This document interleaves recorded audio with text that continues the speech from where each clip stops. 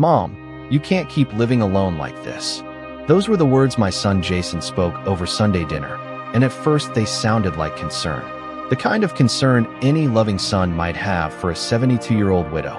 But then he slid a glossy brochure across the table, and everything changed. I stared down at the smiling seniors on the cover, all of them standing in a sunny courtyard beneath a headline that promised comfort, community, and peace of mind. My fork remained suspended in my hand. For a moment, the only sound in the room was the ticking of the clock above the refrigerator. Vanessa sat beside him with a patient smile, the kind people wear when they think they are being reasonable. "We found a wonderful place," she said gently. "The staff is excellent. The amenities are amazing. They even have transportation for doctor appointments." I looked from the brochure to my son. "Found a place for who?" I asked. Jason let out a small laugh, as if the answer were obvious. "For you, Mom." The words settled over the table like a cold draft. I glanced around the dining room. The same dining room where my late husband and I had celebrated birthdays, anniversaries, and Thanksgiving dinners for more than 40 years. The same room where Jason had done homework at the oak table and begged for extra dessert when he was 10 years old. Nothing had changed, and yet somehow everything had. "I'm doing fine here," I said quietly. Jason exchanged a look with Vanessa. It lasted less than a second, but I noticed it. Age teaches you many things. One of them is how much people reveal when they think you are no longer paying attention. "We just worry about you," Jason said. "This house is a lot for one person." I folded my napkin carefully and placed it beside my plate. "I've managed it for 12 years since your father passed." "That's exactly what we mean," Vanessa replied. "You shouldn't have to." Her voice sounded kind. Her eyes did not. I looked down again at the brochure.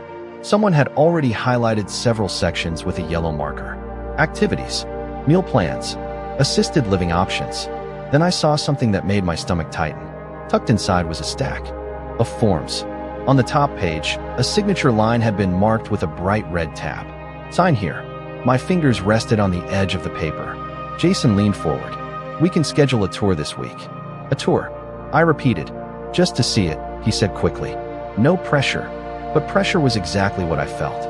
Not loud pressure, not obvious pressure. Something quieter. Something that had been building for months without me realizing it. The frequent questions about my finances. The sudden offers to help organize my paperwork. The repeated conversations about downsizing. At the time, I had dismissed them as concern. Sitting there now, I wasn't so sure. Oliver brushed against my ankle beneath the table. My orange tabby had wandered into the room unnoticed. He rubbed his head against my leg and settled beside my chair. I reached down absent-mindedly and stroked his fur. The simple gesture calmed me. Jason sighed. "Mom, we're only trying to do what's best for you." I met his eyes. For the first time that evening, he looked away first. That was when a strange feeling settled into my chest. Not anger, not fear, curiosity, because suddenly I wanted to know why they seemed so eager to move me out of the house I loved. And more importantly, why the paperwork already appeared to be waiting for my signature. That night, after Jason and Vanessa left, I sat alone in the living room with Oliver curled beside me on the sofa. The house was quiet except for the soft hum of the refrigerator and the occasional creak that old homes make after sunset. I had lived in that house for more than 4 decades. Every corner held a memory. The hallway still displayed family photographs. The kitchen still had the curtains Frank and I picked out together years ago. Nothing about it felt too large for me. What felt different was my son. I could not stop thinking about the way he had looked at those papers. Not like a son worried about his mother. More like a man waiting for something to be completed. I told myself I was imagining things. Age can make people cautious. Loss can make people suspicious. Yet the feeling remained. Over the following week, I began paying attention to small things. Jason started calling more often than usual. At first glance, it seemed thoughtful. He asked how I was feeling. He asked whether I needed groceries. He asked whether I had remembered to take my medications. But every conversation eventually drifted toward the same subjects. The house, my savings, my future plans. One afternoon, he asked whether I still kept all my financial documents in the office upstairs. Another day, he wondered if I had considered simplifying my investments. The questions sounded casual. Together, they formed a pattern. Vanessa was not much different. She stopped by unexpectedly with coffee and pastries from a bakery across town. She complimented my home. She offered to help organize closets and storage boxes. Once, While standing in my office doorway, I noticed her eyes scanning the filing cabinet beside my desk. She smiled when she realized I was watching. The smile disappeared almost immediately. I remembered how different things had been years earlier. After Frank passed away, Jason rarely visited. Months could go by without a phone call. Holidays often felt rushed. Then, about a year ago, everything changed. Suddenly, they wanted family dinners. Suddenly, they wanted updates about my health. Suddenly, they wanted to know whether I had spoken to my attorney recently. At the time, I had felt grateful. A widow notices attention when it arrives after a long absence. Now I found myself wondering what had caused such a dramatic change. One rainy afternoon, I opened an old photo album. There was Jason at 8 years old holding a fishing rod twice his size. There he was at 16 standing beside his first car. There he was on his wedding day, smiling beside Vanessa. I searched those photographs for answers that were not there. I loved my son. Nothing could change that. But love does not prevent disappointment. Sometimes it makes disappointment hurt even more. Oliver jumped into my lap and began purring. I stroked his back and stared out the window. Across the street, the neighbors were walking their dog beneath gray clouds. Life moved forward as it always had. Yet I could not shake the sense that something was happening just beyond my view. The next morning, while sorting through mail at the kitchen table, I found a brochure identical to the one Jason had shown me. My name and address were already printed on a personalized information packet. Attached to it was a note confirming that an introductory appointment had been reserved for me the following Thursday. I had never scheduled it. I had never agreed to it. And for the first time, I began to wonder who had. The appointment confirmation sat on my kitchen table for the rest of the day. Every time I walked past it, I felt the same quiet discomfort. Not because of the nursing home itself. There was nothing wrong with people choosing that path if it suited their needs. What troubled me was that someone had arranged it without my knowledge. That evening, I called the number printed on the packet. A pleasant woman answered after the second ring. I introduced myself and explained that I had received a reservation notice. She quickly found my file. Then she thanked me for confirming my attendance. Confirming. The word caught my attention immediately. I told her I had never confirmed anything. There was a brief silence on the line. Papers shuffled in the background. Then she apologized and explained that according to their records, a family representative had already discussed my preferences, my medical history, and my expected move-in timeline. My grip tightened around the phone. Who was the family representative? I asked. The woman hesitated. I am not sure I am authorized to share that information. I thanked her politely and ended the call. For several minutes, I remained seated at the kitchen table, staring at the wall. Oliver jumped onto a nearby chair and watched me with calm green eyes. The situation no longer felt like a misunderstanding. Someone had been making plans, detailed plans that involved my future. The next morning, I decided to visit my office upstairs. The room had changed very little over the years. Frank had built the bookshelves himself. His framed military photograph still rested beside the window. I sat behind the desk and began opening drawers. At first, I was not searching for anything specific. I simply wanted to review my records, tax returns, investment statements, insurance documents, old correspondence. As the hours passed, I noticed something strange. Several folders were not where I remembered leaving them. Nothing major, nothing dramatic, just small differences. A file slightly out of place, a drawer not fully closed, a stack of papers arranged differently than usual. Perhaps I had done it myself. Yet I could not remember doing so. Around noon, my attention settled on a folder labeled estate planning. I opened it carefully. Inside were copies of documents I had signed years earlier with Frank and our attorney. As I reviewed the pages, a memory surfaced. About 8 months earlier, Jason had offered to help organize my office while I was recovering from a minor illness. He had spent nearly an entire afternoon upstairs sorting paperwork. At the time, I appreciated the help. Now I found myself wondering exactly what he had been looking at. I closed the folder and leaned back in my chair. The rain tapped softly against the window glass. For the first time, I considered calling someone outside the family. Someone who could give me objective advice. Someone who had known Frank well. My eyes drifted toward an old business card tucked inside the folder. Thomas Reed, our attorney for more than 20 years. We had not spoken recently, but I knew he was still practicing. I turned the card over in my hand. Then I picked up the phone and scheduled an appointment for the following week. After ending the call, I felt something unexpected. Relief. Not because I had answers. I did not. If anything, I had more questions than before. But at least I had stopped pretending nothing was wrong. As evening settled over the neighborhood, I carried a cup of tea into the living room and watched the sun disappear behind the trees. Upstairs, the office light remained on. The estate folder was still open on the desk. And for the first time, I began to wonder whether there were parts of my own financial life that I did not fully understand. The following Tuesday, I drove across town to meet Thomas Reed. His office occupied the second floor of a red brick building that had stood there longer than most of the businesses around it. The waiting room looked almost exactly as I remembered. The same darkwood furniture, the same framed landscape paintings. Even the receptionist recognized my name when I signed in. When Thomas entered the room a few minutes later, he greeted me warmly and asked about my health. We exchanged a few polite updates before he led me into his office and closed the door. For a moment, neither of us spoke. Then he noticed the concern on my face. "What is troubling you, Evelyn?" he asked. I told him everything. The brochures, the appointment I never scheduled, the conversations about moving, the growing focus on my finances. Thomas listened carefully without interrupting. When I finished, he folded his hands and stared thoughtfully at the desk. "Have you reviewed your current estate documents recently?" he asked. I admitted that I had not. Frank had always handled most of the financial details. After he passed away, I simply trusted that everything remained in order. Thomas opened a file cabinet and retrieved several folders.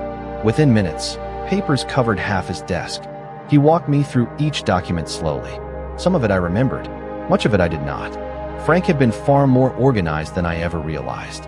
Over the years, he had established investment accounts, retirement funds, trust arrangements, and property protections that I rarely thought about. Thomas pointed to page after page while explaining how everything worked. I listened carefully, occasionally stopping him to ask questions. Then he opened one final folder. "There is something else you should know," he said. His tone changed slightly. Not dramatic, just serious. He handed me a summary sheet. At first, I assumed it was another account statement. Then I noticed the total value listed at the bottom. I looked at the number twice, then a third time.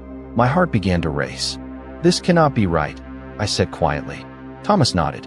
"It is correct." I sat back in my chair. For years, I had believed my finances were comfortable but ordinary. Enough to live independently. Enough to cover expenses. Nothing more. The reality was very different.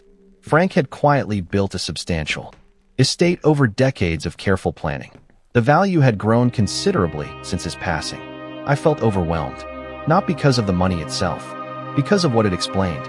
Suddenly, many things began making sense.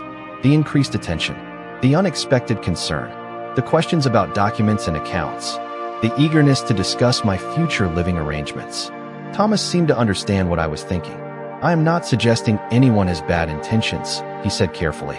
"But whenever significant assets are involved, it is wise to understand exactly what you have and who knows about it." I stared at the summary sheet again. One question kept returning to my mind. Did Jason know any of this? Thomas paused before answering.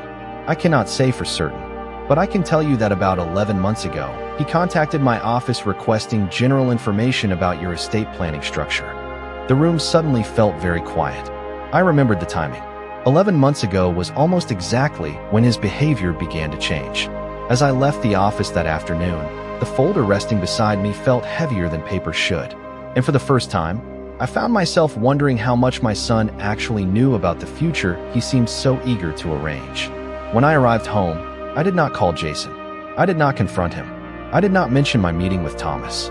Instead, I placed the folder inside the drawer of my desk and went about my evening as though nothing had changed. That was the strange thing about discovering an uncomfortable truth. The world outside remained exactly the same. The sun still set behind the maple trees in the backyard. The mail still arrived every afternoon. Oliver still waited by the kitchen window for his dinner. Yet everything looked different because I was seeing it through new eyes. Over the next several days, I made a deliberate choice. I would listen more than I spoke. I would observe more than I reacted. On Friday evening, Jason called. His voice sounded cheerful. He asked how I was feeling and whether I had given any more thought to the senior living community.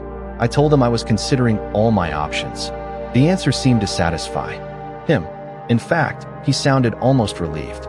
2 days later, he and Vanessa came over for lunch. I noticed a change in them immediately. They seemed unusually optimistic.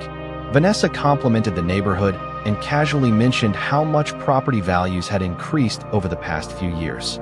Jason talked about future plans, vacations he hoped to take someday, and the possibility of working fewer hours.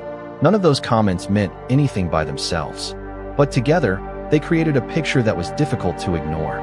During lunch, I decided to test something. "Perhaps you are right," I said while stirring my tea. "Maybe it is time for me to simplify things." Jason looked up so quickly that he nearly dropped his fork. "Really?" he asked. "You have been thinking about it?" I nodded slowly. "A little." For the rest of the meal, the atmosphere felt lighter than it had in months. Vanessa smiled more. Jason appeared relaxed. They exchanged several glances that they probably believed I did not notice. But I noticed all of them. Later that afternoon, after they left, I stood at the front window watching their car disappear down the street. Then I returned to the dining room and looked at the empty chairs around the table. A memory surfaced unexpectedly. Frank sitting at the head of the table reading the newspaper. Jason as a teenager complaining about homework. The sound of laughter after holiday dinners. For a moment, I felt a familiar sadness. Not because my son had changed. People change. Life changes everyone.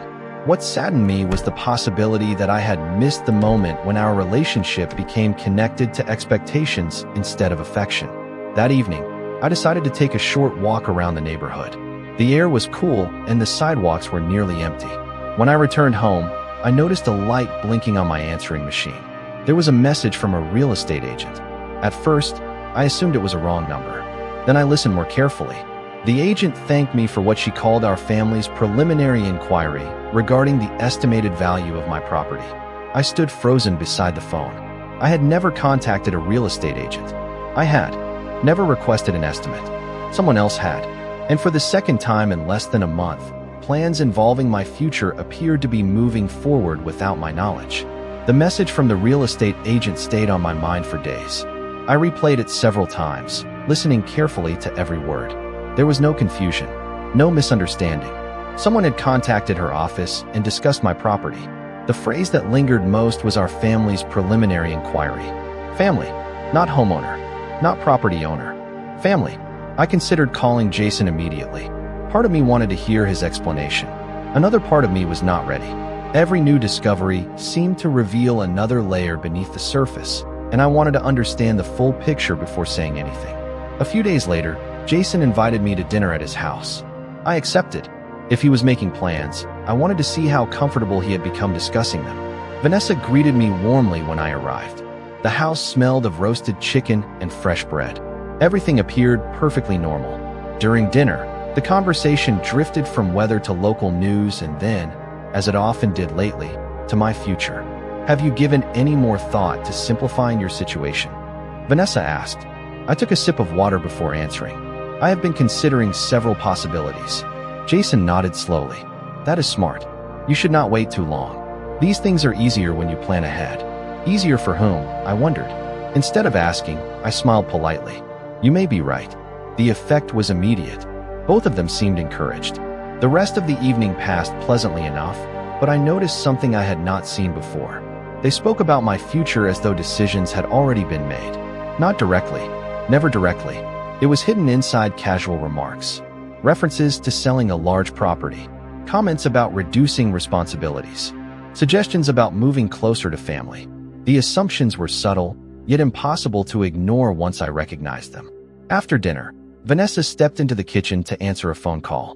Jason followed a few minutes later. I remained alone in the living room. Oliver was not there to distract me. The house felt unusually quiet. Then I heard voices from the hallway connecting the kitchen to the garage. I was not trying to listen. In fact, I almost stood up and left the room. But a single sentence stopped me. "Once everything is settled, we will not have to worry anymore." It was Jason speaking. His voice was low, but clear enough. Vanessa replied with something I could not fully hear. Then Jason spoke again. "The house alone changes everything." My chest tightened. I sat perfectly still. A few moments later, both of them returned smiling as though nothing had happened. The drive home felt longer than usual. Streetlights passed one by one outside my windshield while their words repeated inside my mind. The house alone changes everything. Not my health. Not my happiness. Not my independence. The house. When I finally pulled into my driveway, Oliver was waiting in the front window. As soon as I entered, he trotted toward me and brushed against my leg. I bent down and stroked his back. The familiar gesture brought a sense of calm. Animals never pretend to be interested in something they are not. They do not calculate. They do not perform concern while secretly evaluating opportunities. They simply show up. They stay. They remain loyal. That night, I sat at my kitchen table long after midnight. The estate folder rested beside me. For the first time, I began wondering whether the future Jason expected was very different from the future I intended to leave behind. The next morning, I called Thomas and asked whether we could meet again. He offered me an appointment that same afternoon. When I arrived, I carried a small notebook filled with observations I had been making over the previous several weeks. The brochures, the appointment, the questions about finances, the message from the real estate agent, the conversation I had overheard. Thomas listened quietly while I explained everything.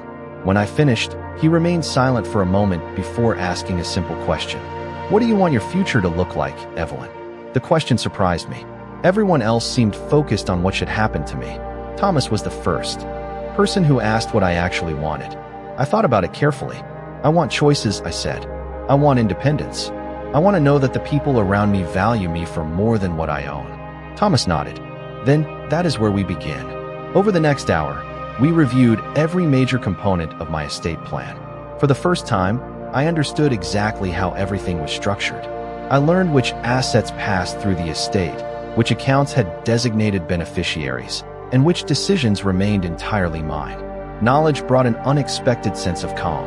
Fear often grows in uncertainty. The more I understood, the less afraid I felt. Before leaving, I asked a question that had been forming in my mind for days. If someone wanted to make assumptions about what they might inherit someday, would there be anything preventing me from changing those assumptions? A faint smile appeared on Thomas's face. "Not at all," he replied. "As long as you are making informed decisions of your own free will, the choices belong to you." On the drive home, I found myself thinking about Oliver. When Frank passed away, the house had felt unbearably quiet. Friends visited, neighbors checked in, family called occasionally. But after everyone returned to their lives, it was Oliver who remained. Every morning, he waited outside my bedroom door. Every evening, he settled into the chair beside mine. He never cared whether I owned a large house or a small apartment. He never asked about investments or property values. His loyalty came without conditions. Later that week, Jason called again. This time his enthusiasm seemed even stronger than before. He mentioned that several openings were currently available at the senior living community and suggested that waiting too long might cause me to miss an opportunity. I thanked him for the information and told him I was still considering my options. The answer seemed to disappoint him slightly. Not enough to reveal anything directly, but enough for me to notice. After we ended the call, I sat quietly in the kitchen. Sunlight streamed through the windows while Oliver slept nearby. For several minutes, I simply watched him breathe. Then an idea entered my mind. At first it seemed almost absurd. I actually laughed out loud. Yet the more I considered it, the more interesting it became. Not because it involved money. Money was never the point. The point was loyalty, trust, gratitude, the qualities I had once assumed would naturally exist within a family. That evening, I opened my notebook and began writing down possibilities. By the time I finished, I had the outline of a plan. A legal plan, a thoughtful plan, and most importantly, a plan that nobody else would see coming. Over the next several months, I carried out my plan with patience. I did not rush. I did not announce anything. Most importantly, I did not change my behavior. Jason and Vanessa continued believing that events were moving in the direction they expected. Occasionally, I would mention that I was still reviewing housing options. Other times, I would thank them for their concern and tell them I appreciated their advice. Each response seemed to reassure them. Meanwhile, Thomas and I met privately several times. Every document was reviewed carefully. Every decision was discussed in detail. I wanted my intentions to be clear and legally sound. By the end of the process, I felt more confident than I had in years. The future no longer felt like something happening to me. It felt like something I was actively shaping. During that period, I also began making changes in my own life. I joined a local community group. I traveled with friends on a short weekend trip. I attended lectures at the public library and spent more time volunteering at an animal welfare organization nearby. The experience opened my eyes. I met people from every stage of life. Some had supportive families, others did not. Many shared stories about aging, independence, and difficult decisions. Again and again, I noticed the same lesson. Respect could never be demanded. It had to be demonstrated through actions. One afternoon, while returning from a volunteer event, I found Jason waiting on my front porch. He seemed unusually cheerful. As we sat in the kitchen drinking coffee, he casually asked whether I had made progress on my future plans. I told him I was working through several possibilities. He smiled and nodded. Then he asked whether I had updated any financial documents recently. The question arrived so naturally that someone else might not have noticed it. I noticed. I answered carefully. I have reviewed a few things. That response appeared to satisfy him. After he left, I sat quietly at the table thinking about how often financial questions appeared in our conversations. Not every time, just enough to reveal a pattern. The following year passed peacefully. My health remained good. My independence remained intact. Oliver continued ruling the household as though he owned the place. Every morning, he claimed the sunny chair near the living room window. Every evening, he waited beside me while I read. Through all the uncertainty and disappointment of the previous year, his presence had remained constant. One autumn afternoon, I met Thomas for what I expected would be a routine review.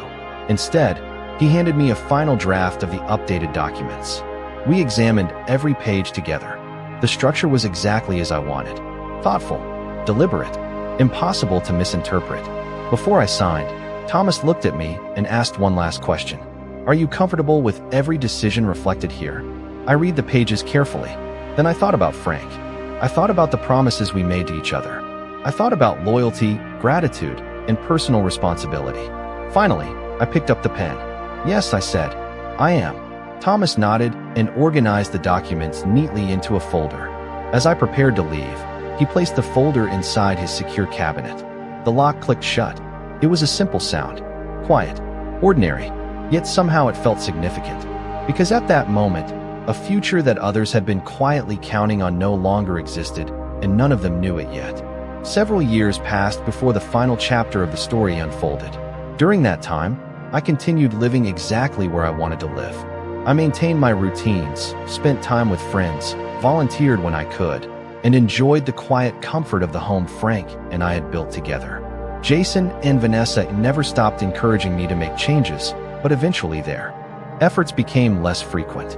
Perhaps they assumed everything was already settled. Perhaps they believed the future would eventually deliver what they expected. I never argued with them. I never revealed what had been done. Some truths do not need to be announced. They simply wait for the proper moment. That moment arrived after I was gone. Thomas later told me how the meeting unfolded. Jason and Vanessa entered the conference room looking confident. They had dressed professionally. They greeted everyone warmly. Nothing about their expressions suggested uncertainty. In their minds, they were attending a routine legal formality. Thomas began reviewing the documents exactly as required. The room remained calm and orderly. Then he reached the section outlining the final structure of my estate. At first, Jason appeared confused.